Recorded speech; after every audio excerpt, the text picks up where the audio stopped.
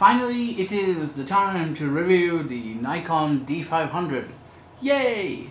And so we're going to take a closer look at the D500. And so let's get into it. So straight up, we're going to touch on the key features of this new camera by Nikon. So before I start on this, first of all I'm going to say this camera has already been reviewed by the likes of Tony Northrup, the angry photographer Ken, and I think the most enjoyable one so far has also been Dom Bauer's one. I really like his style and the way he does his videos. And I think the most practical review I've come across is the one by Snapcheck. So if you haven't seen those, which you probably have, do take a look at those. And I think the most epic review has been by Kai of DRTV, where he really sums up what this camera is really all about. But I thought I would do something quick as well, and potentially throw in a few comparisons that others may have overlooked. So to start off, let's get into the key features. I mean, these have been gone over so many times, but it's basically a 20 megapixel APS-C, so it's a crop sensor body.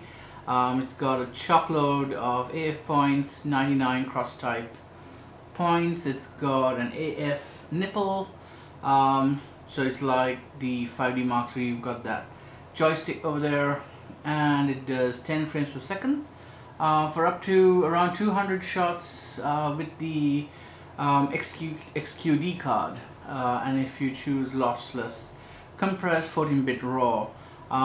If you're shooting complete RAW, I think it's somewhere around 70 to 75 shots. So it's got a basically near bottomless buffer. The 200 shot limit is there as a protection in case it goes off in your bag. It's got a tilty touchscreen. It's not articulated, but it's tilty, so you can tilt it down and up. And it does 4K video, which works out to around 2.25 magnification due to an additional 1.5 crop of the sensor. And it's 100% 1x magnification viewfinder. You have Wi-Fi, Bluetooth, NFC, SnapBridge, SnapBridge, wait, what's it called now? SnapBridge, yes. And it's only for Android at the moment. If you use iOS like I do, you've got to wait for the app to come out. And there's an anti-flicker option, which is nice for those shooting at events and indoors with all those horrid fluorescents, running at 60 Hertz, depending on the bin's AC and all that. So let's now change focus, and let's hope I can do this smoothly enough. We're going the other way, and now we're going to focus on the important bits.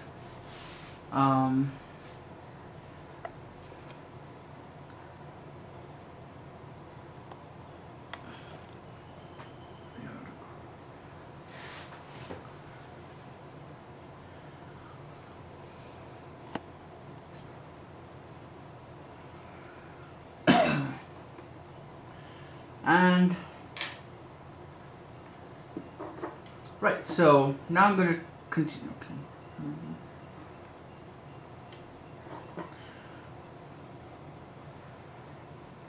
So I have my D810 here for comparison, because now I'm going to talk about what I think is that's one of the most important points of cameras, apart from the pictures and the quality. What I've found is the better build of a camera, the happier I am about the way it is to use, the ease of use, the ergonomics, all that. it totally influences whether I'm going to actually bother shooting. Because if you find your camera is too heavy, it becomes a barrier to taking your photos, then there's a good chance you won't enjoy photography. And the key thing that I've been focusing on is making sure my equipment is something that I enjoy using, so that it's not only about photography, but the way I go about photography is enjoyable to me. And I'm sure this may not be the same for you. It might be a day job. You may actually hate photography and be a photographer. I don't know. But the point is, I'm trying to do this in a way that this hobby is something that's rewarding and enjoyable. So, to that end, we're going to talk about the ergonomics and button layout. And so what I'm going to do is I'm going to basically compare with the D810, which is an FX, so it's a full, it's a full frame sensor. So it's got FX down here, just so everybody who sees your camera knows it's a full frame. Yay, Nikon for that. I'm being sarcastic in case you didn't catch that. So just to run over the D810 quickly, it's got ISO over here, down here. So what that means is if I'm holding the camera one-handed and I want to access the ISO, I have to use my left finger and hold down ISO, and then I can change the ISO. And of course this can be reprogrammed, so it's a one push and then you change, but I like the way the Nikon out of the box has this whole push down and change by the command buttons, command toggle. But that's beside the point. What I'm trying to say is that the ISO is in the wrong place. And so with my D810, what I've done is I've actually reprogrammed the video button to be ISO. And so as you can see, I basically push that and I can straight away change my ISO. And you can see the ISO is, whoops, hang on, here we go. The ISO is changing nicely. So that's probably the biggest annoyance I've had with the D810. And the D810 is different in the sense because you have the additional, I think, flash compensation button over here, which the D500 doesn't have because it doesn't have a power flash. And this power flash, it's really like a toy. It's handy because I'm able to trigger optical slaves with it. At a compensated power, it can be used as a field flash in emergencies. But that's all good for a camera that's more for portraiture and stuff. And well, the D500 isn't entirely aimed at portraiture, but it doesn't mean you can't use it for portraiture. And even if that's the case, you can always put a flash on the hot shoe, or you can remote trigger flashes with something like the Yongnuo 622 series of triggers or something else. Buttons are recessed. There is the play button, delete, and 1, 2, 3, 4, 5 buttons on this side with the OK. And as you can see, the layout here is you have your AF on, you have the exposure lock over there, and then you have this lock to prevent shifting. Now if you can see, my AF point is in the wrong place, so I'm moving it back to the center, and now I lock it, so this will no longer move your AF point by mistake. And you have this quick access info button, and then you have this full info button, and you can toggle between video and live view. So that's like basically the complete setup for all the buttons on the D810. And if you take a quick look at the ports, you have these port covers for mic, headphone jack, USB 3, HDMI out. And the AF selector is here. You can disable the AF to manual directly from there, and then you've got the function button and the preview button, which lets you preview depth of field, and you have the AF illuminator, which the D500 does not have. So that's a quick rundown on the D810. So let's get back to the D500 for comparative purposes, and I'm going to actually take the D810 out of the way, and if you look now, you'll be able to see the back of this. I'm going to start it up actually. So it's got a green lit LCD. It also has the same lock on the eye hole in case you're shooting on a tripod to prevent stray light leaking in. And we have the tilty touch screen, which I'm going to clean with some microfiber cloths. There we go. And let's get the info up. And so now to go again through the buttons. So what's great about this is someone at Nikon has woken up and realized, you know what, that ISO button that's on the wrong side, let's move it over to the other side and put that there instead. So yay to whoever did that, whichever engineer, designer, thank you very much. And so I still have the video, the nipple for the video, and oh well, the little button, but now I have ISO, yay, and it's ISO for one-handed ISO control, which is nice. And there you go, I'm toggling the ISO very easily, so there's not much hassle there, very nice.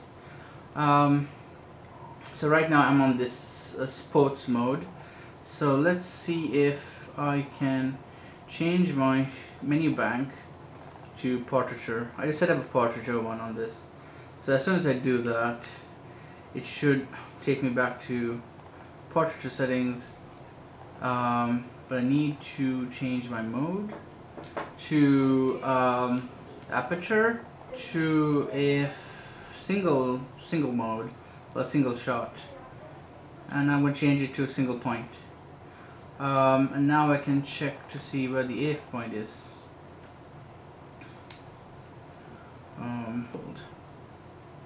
Let me just actually check the eye hole. Yeah, okay, so this, unlike the D810, there is no indication as to where the AF point is, which is somewhat strange because it's nice having that AF grid when you push this button to get the AF grid like on the D810. That doesn't come up,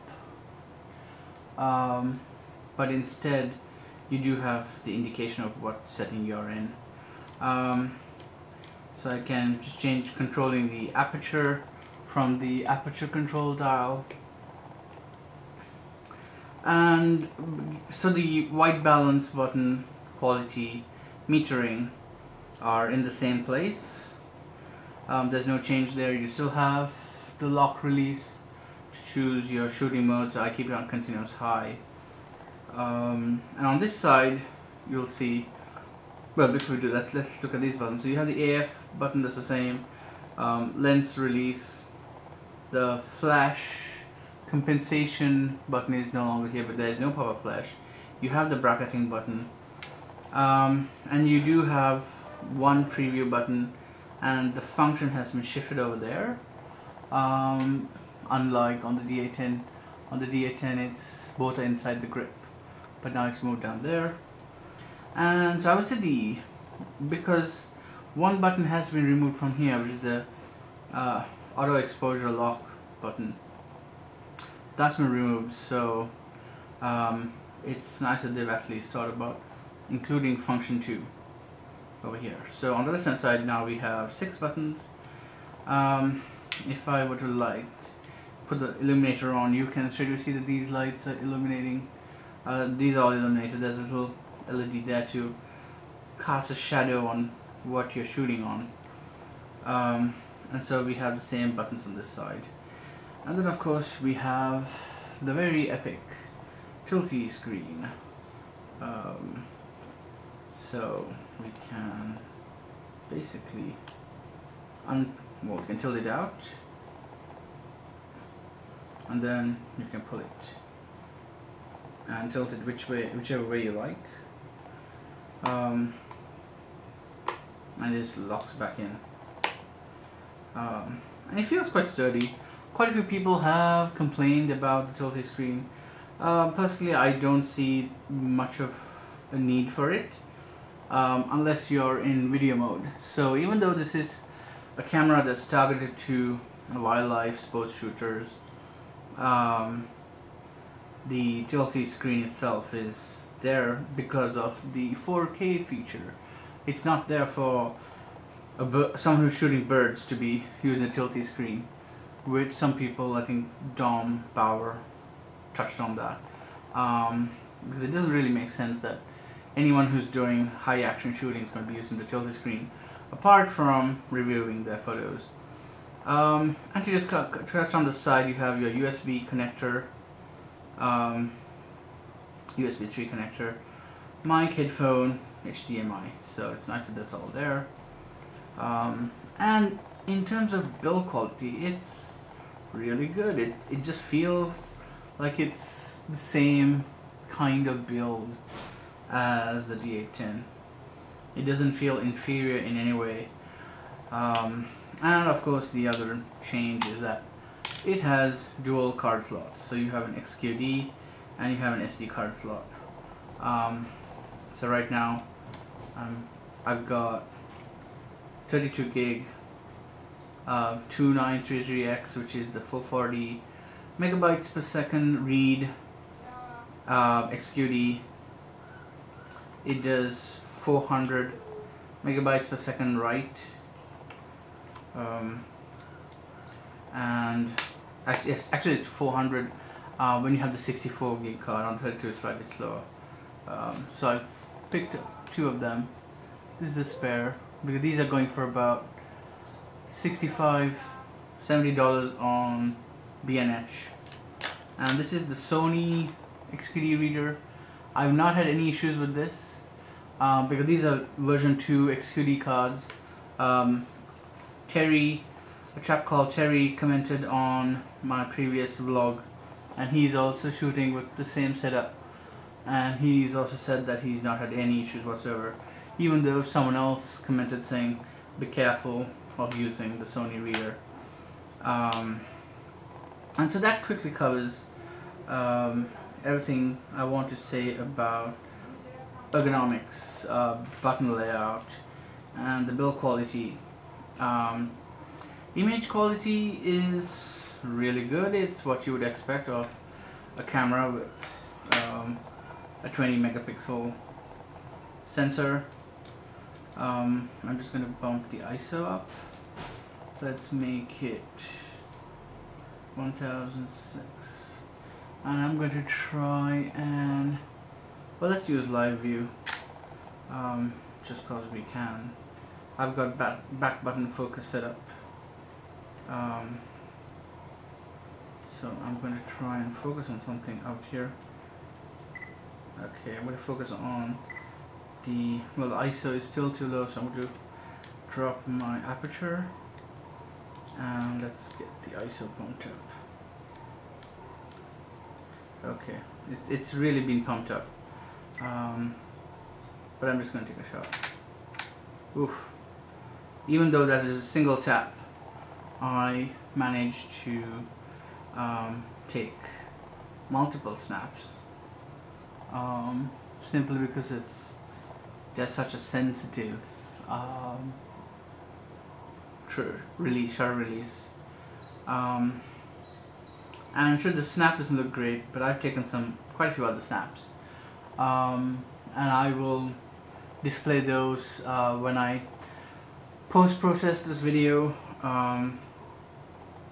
And the quality has been great. I really cannot fault it. I shoot in RAW, and I've actually not bothered shooting anything in JPEG, but the quality is great. It's what you would expect from a high-end DSLR. But I think when it comes to quality, I think the most important point to touch on would be ISO. And this camera has a center AF point that's sensitive down to my -4 EV, and this thing is a low light beast. It's definitely cleaner. The ISO, the grain, you shouldn't really call it grain because it's noise. The noise from ISO on this camera is far less than on the D810. And so this is actually going to double as two functions in my kit. It'll be my action shooter as well as my low light shooter. What's nice about having the 20 megapixel sensor, even though I have a 5K iMac with 32 gig RAM SSD, so it's basically spec'd out. Pictures of this camera process so much quicker in Lightroom compared to the 36 megapixels raw files that come off the D810. So that's also an interesting advantage of shooting DX. Even though in terms of image quality, one tends to prefer shooting with the D810 when it comes to portraiture, because the extra delay is just worth paying for the extra delay with a bit of patience, because you know you're getting so much more quality in that sense. And so I think really makes it, for me, why, so a lot of people who followed my channel or followed my vlogs know that I've basically transitioned from Canon. I sold my 5D Mark III, the body. I've kept the 7200 Canon lens. I've got the, right now this is being filmed on the, what's this, the Canon 70D with the 24 205L, what's called the kit lens for the 5D Mark III, but I bought it separately. So that's my only Canon right now. So I've basically got these two Nikons, and I moved over to Nikon because I just really like the ergonomics. So the plus point for me is ergonomics, and of course the amazing quality, the color depth, on the what you call the D810, the dynamic range for portraiture is something I haven't really seen before, and it blows the 5D Mark III out of the water itself. And this camera itself is one that's perfect for wildlife, shooting action, any kind of sports action, and I really don't need to say too much about that. Just go and watch DRTV's D500 review. Kai does probably the best review on that, and his review feels so much like watching an episode of Top Gear.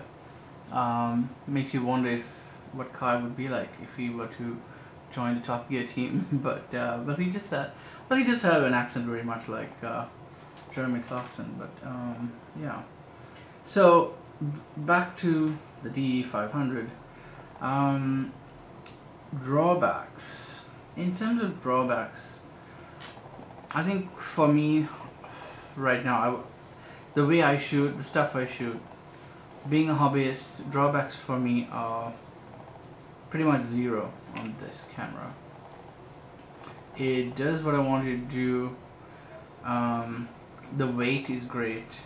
To me, weight is not such an issue, although I do have to comment on the 5D Mark III and the Sigma 50mm art lens. That combo with the battery inside the 5D Mark III started to get far too heavy for me. Now this setup is the single battery in the D500, and this is the Nikon 85mm 1.8G lens, and this is perfectly fine. This is not heavy at all. I could hold this 5 hours straight and it's not going to tire my arm out. And look at the grip. This grip is beautiful. I can just balance it. This is an absolute, yeah, this is actually probably one of the best grips. It's better than the the D810's grip as well. This is by far the best grip ever. I'm totally in love with this grip. Yeah, this is definitely the very best grip. And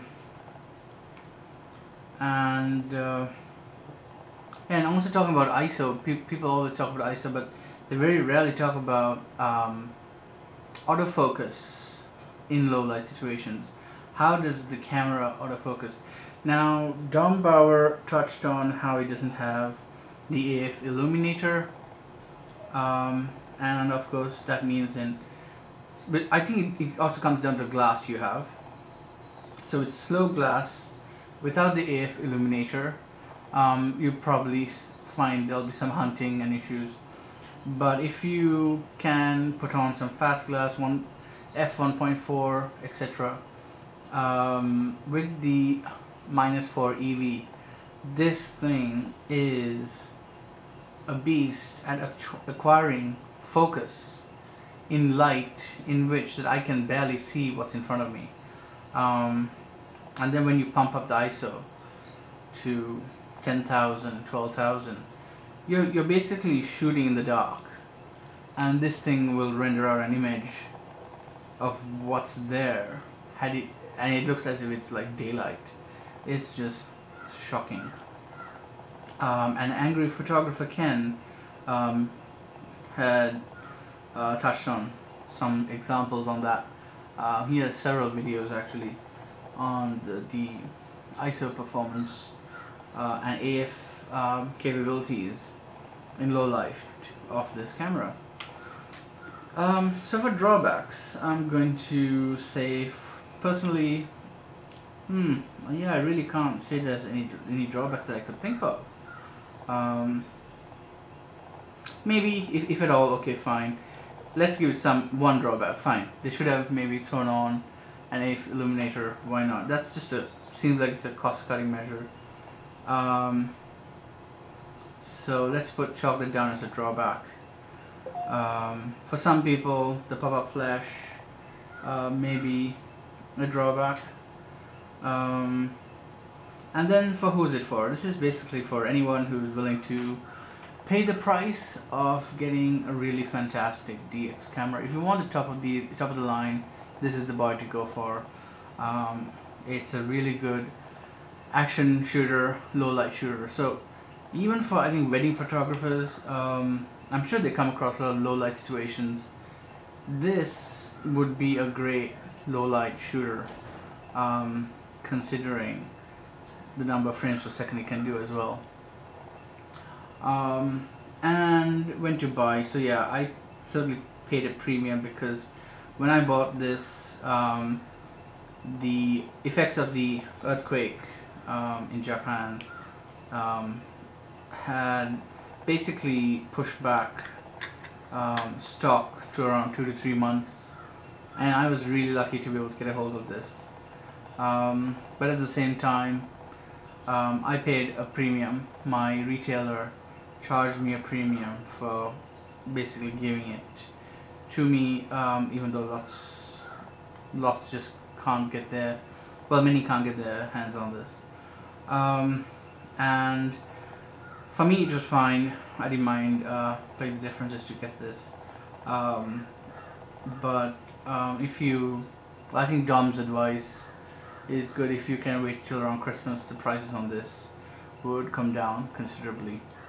So to actually tack on a few more drawbacks, on top of the AF illuminator, shooting in 4K, there's an additional, basically a crop to shooting in 4K, and that's because a cropped area of 1.5x crop of the sensor is taken when shooting 4K, so that the amount of information processed is less, and therefore the processing power needed is less, and that ensures the camera won't overheat when shooting 4K.